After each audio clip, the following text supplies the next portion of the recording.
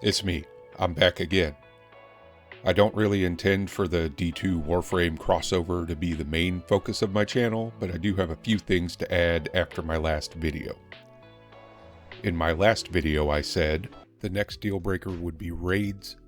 Warframe does not have any raids or dungeons. They used to have raids, but they were really buggy, so they had to take them out, and the devs haven't expressed any kind of interest in bringing them back. A ton of comments inform me that the devs have stated that they want to add raids back in, but aren't going to do it until they're sure that they're stable. The devs occasionally say they'd be open to bringing raids back. However, they've been saying that for going on 7 years now, and apparently the player population for the raids was insanely low, so I wouldn't hold my breath about it. There were a few more things in Warframe that I missed in my last video. So we have mech suits that you can use in open worlds and even in some closed missions. There is a full, shockingly deep dating/friendship simulator that they just added. I can't show you the conversations because I'm already maxed out, but your romantic interest will move in with you once you start dating them. I can't believe I didn't mention this the first time because it's one of the things I noticed that nobody talks about, but the file size. Destiny 2 is 158 gigabytes, and that's after they removed half the content. Warframe is only 45 gigabytes, and that's with everything still in the game. They've worked so hard to optimize the file size that they're even releasing it on mobile now, which brings me to crossplay. This isn't even a knock on Destiny specifically because most online games don't have this, but Warframe has full crossplay. You can play on PC, move over, fire it up on the PlayStation, move over, put it on the Xbox, or even an iPhone, and it's the same account with the same items. For transparency, the Tenogen I spoke about in my last video won't transfer due to differences in how they're purchased, but everything else crosses over. There's also some weirdness with the Switch version that I'm not going to get into other than to say that if you have literally any other way to play Warframe, don't use the Switch, or just stay free to play so you don't have to worry about it if you ever start using another system.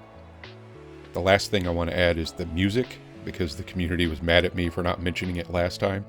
Destiny had some incredible music, I'm not going to deny that, but Warframe has some bump it in the car music.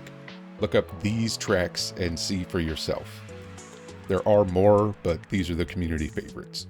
And as a quick aside, if you actually enjoy chasing a god roll in Destiny, allow me to introduce ribbons.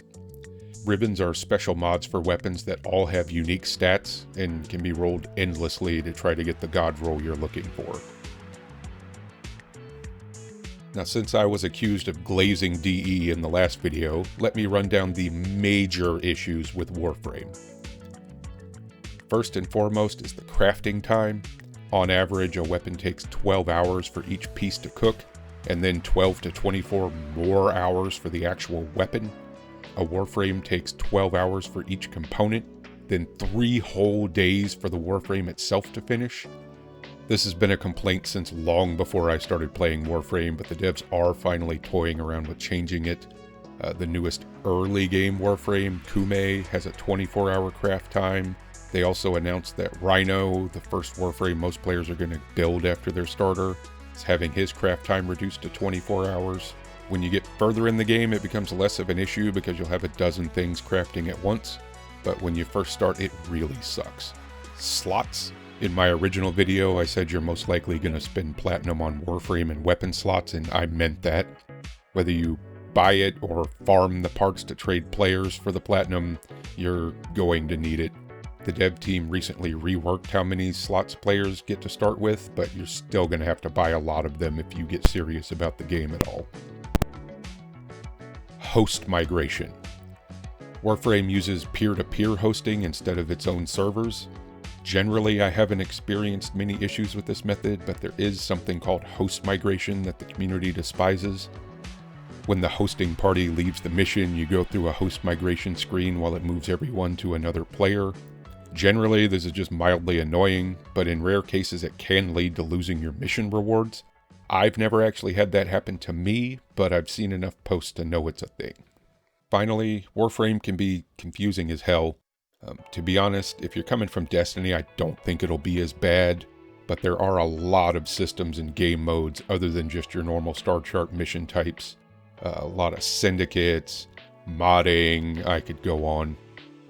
You can start off by just messing around and doing missions, but you'll probably need the wiki and to watch some videos at some point.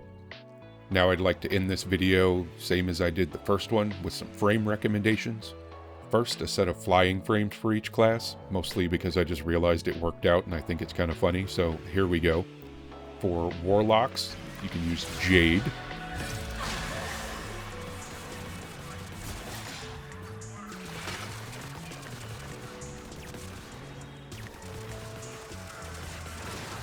For Titans, Hildren.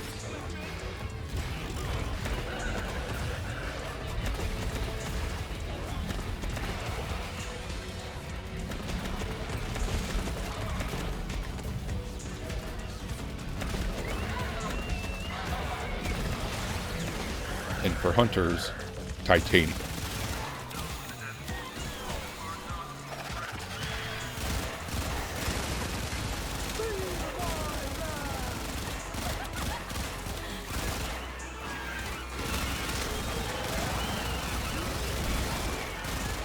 And more importantly, the overwhelming amount of suggestions for the following frames came from the community. For Warlocks, Dante, the ultimate caster frame.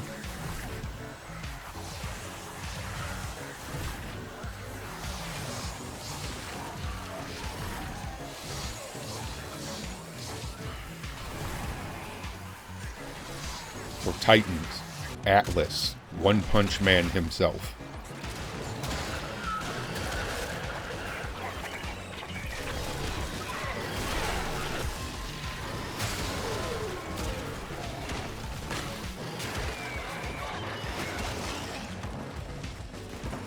And for Hunters, Mirage, for the peak in obscene damage.